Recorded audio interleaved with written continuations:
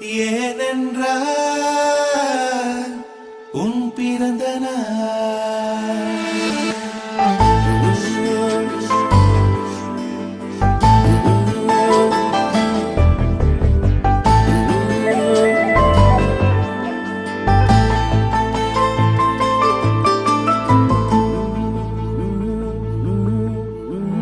உலகப் பூக்களின் வாசம் உனக்கு சிறை பிடிப்பேன். உலர்ந்த மேகத்தை கொண்டு நிலவின் கரை துடைப்பேன்.